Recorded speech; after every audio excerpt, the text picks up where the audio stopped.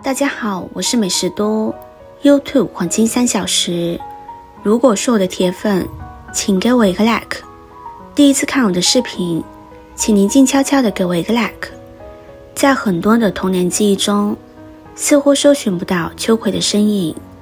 作为一种外来食材，不知从何时起，秋葵成了国人餐桌上的家常菜。棱角分明，绒毛浓密的颜值，脆嫩滑顺的口感，以及自带的粘液和白子，让秋葵变成部分人追捧的网红蔬菜。但是很多人在做秋葵的时候，不是直接炒就是焯水，这些都是不对的。今天和大家分享正确的做法，这样做出来的秋葵营养好吃。一起跟着视频来看看是怎么做的吧。首先准备一个大碗，往碗中加入适量的清水，再加入1勺食盐，把食盐搅拌融化。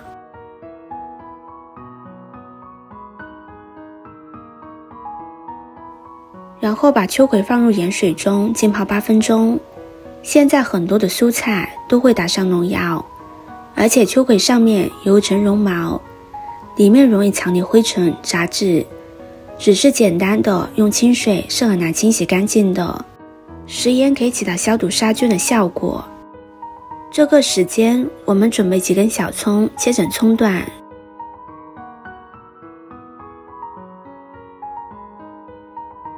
切好放入碗中。几个小米椒切成片，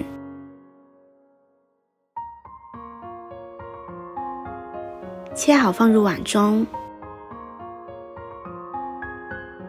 几瓣大蒜切成片，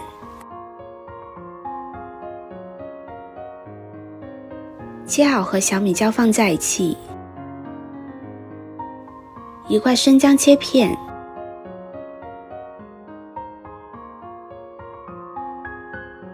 切好和小米椒放在一起。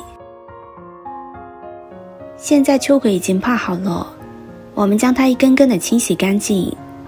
秋葵是人们比较喜爱的一种蔬菜，柚果中含有大量的黏滑汁液，具有特殊的香味，含有丰富的蛋白质、膳食纤维、维生素以及多种矿物质等营养成分。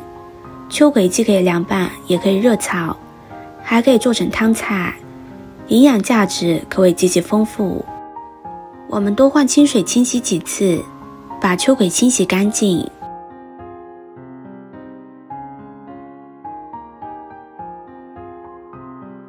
洗好之后放入大碗中，往里边加入1勺食用油，将它搅拌均匀。加入食用油可以让秋葵颜色保持翠绿不变色，还可以锁住秋葵的营养。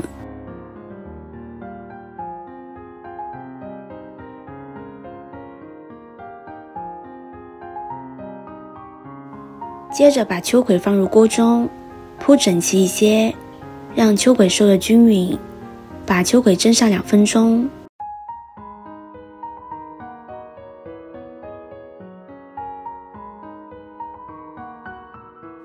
这时候往碗中倒入3个鸡蛋，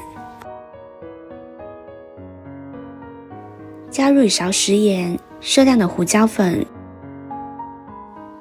把鸡蛋搅散。1个红心对你来说只是举手之劳，对我来说可以高兴的睡不着觉。这个视频麻烦您帮忙点一个免费的小红心吧，非常的感谢。搅好之后先放在一旁备用。现在秋葵已经蒸好了，把它一个个的夹出来，放到菜板上，切去秋葵的根部，再将它切成小圈。平时我们在做秋葵的时候，很多朋友都是用来焯水或者直接炒，那样秋葵的营养就会流失。而蒸熟的秋葵保留了它本来的营养，营养不容易流失。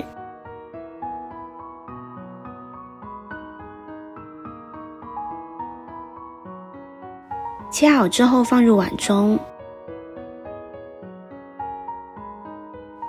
再把鸡蛋液加进来，再加入1勺淀粉，将它搅拌均匀，使淀粉溶解。然后先放在一旁备用。接着往锅中加入适量的食用油，油热之后，把秋葵放进去煎一下。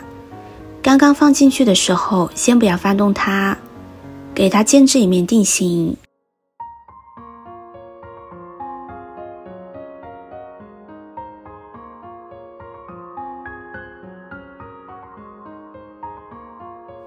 一面定型之后，再翻另外一面，把2面都煎至焦黄。如果有电饼铛，也可以用电饼铛来烙，这样会比较方便。2面都煎至金黄之后，将它盛出来，放到菜板上切成小块。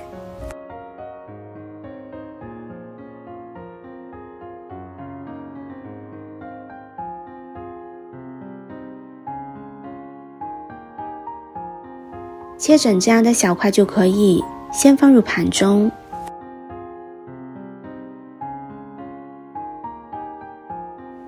这样煎过之后，我们就可以直接吃了。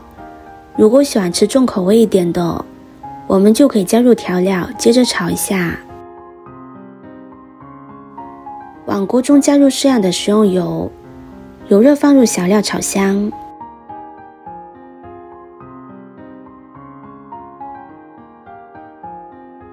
炒香之后，加入1勺食盐，1点生抽，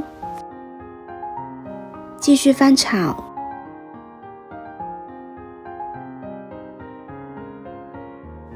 然后把鸡蛋饼倒进去，翻炒均匀，使鸡蛋均匀地裹上料汁。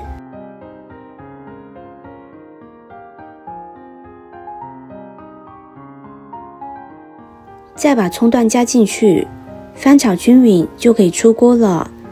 好香啊，闻着就非常的有食欲。现在就可以关火，将它盛入碗中了。